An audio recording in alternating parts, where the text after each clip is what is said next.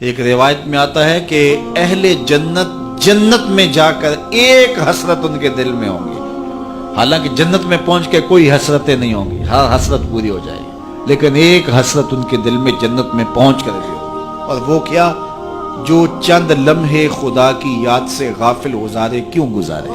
تو خوش نصیب ہیں وہ لوگ جو اپنے لمحات کی قدر کرتے ہیں۔ تو آج موقع ہے، آج فرصت ہے، سورج مغرب سے نہیں چڑھا، توبہ کا دروازہ بند نہیں ہوا، اللہ کی رحمت کے در کھلے ہیں، روزانہ آواز آتی ہے کوئی مجھ سے معافی مانگنے والا میں اس کو معاف کروں، تو اس کے حضور آج حاضر ہو جائیں، کل تو آنا ہی ہے، پھر جو کفن میں منہ چھپا چھپا کے آتے پھریں گے، اچھا نہیں ہے کھلے منہ سے چلے جائیں، پھر جو لوگ اٹھا کے لے جائیں گے، اچھا نہیں ہے خود اپنے قدموں سے چل کے اس کی دہلیز پہ چلے جائیں۔ وہ ایک مجذوب تھا، فقیر تھا، بازار میں کھڑا رو رہا تھا، کسی نے روک کے پوچھا کیا ماجرا ہوا، کیوں رو رہے ہو؟ کسی نے تنگ کیا ہے، دکھ دیا ہے، ستایا ہے؟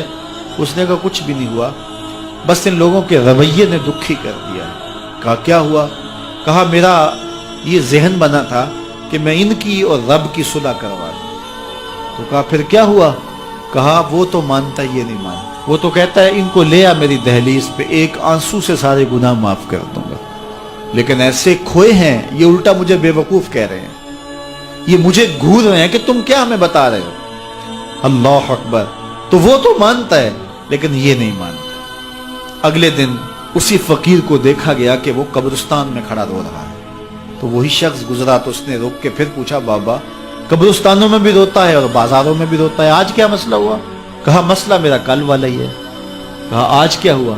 کہا کل ان سے مایوس ہوا تو پھر آج ادھر نکل آیا، اور آج میرا پروگرام بنا کہ چلو ان کی اور رب کی صلح کروا دیں۔ تو کہا آج کیا رکاوٹ ہے؟ کہا آج یہ مانتے ہیں وہ نہیں مانتا۔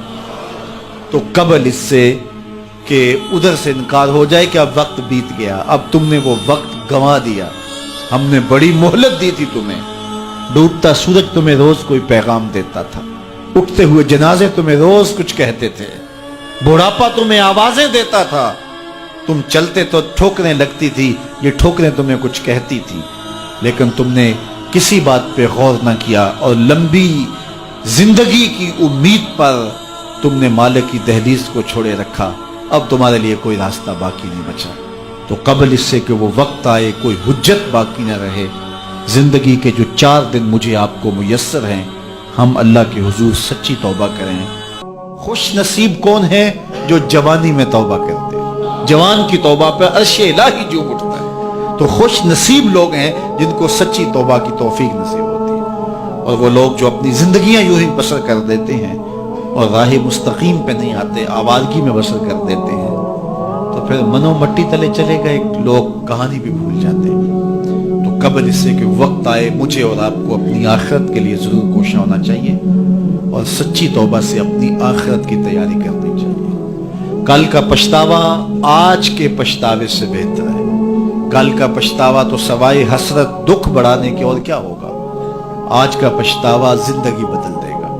وقت پر کافی ہے ایک قطرہ بھی آب خوش ہنگام کا، جل گیا جب کھیت برسا می تو پھر کس کام کا۔ لیکن محض کسی مجلس کے اندر توبہ توبہ پکار اٹھے، جس طرح وہ گاڑی والا ایکسیڈنٹ دیکھتا ہے تو رکتا ہے، 5 لاشیں گری ہوئی ہیں تو وہ ٹیپ بھی بند کر دیتا ہے، سارے بس والے توبہ توبہ پکارنے لگ جاتے ہیں، 1.5 کلومیٹر کے بعد پھر دوبارہ وہ بٹن دبا دیتا ہے، اور پھر وہی گانے اور وہی غلیظ چیزیں، اور پھر معمول کی زندگی۔ ایسی توبہ نہیں ہے۔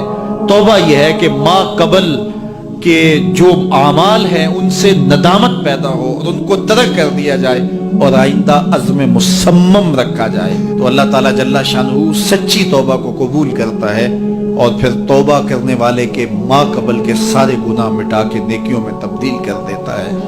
اللہ جل شانہ مجھے بھی آپ کو بھی سچی توبہ کی توفیق سے مالا مال فرمائے، اور زندگی کی ایک ایک ساتھ اپنے دین کے لیے گزارنے کی توفیق دے۔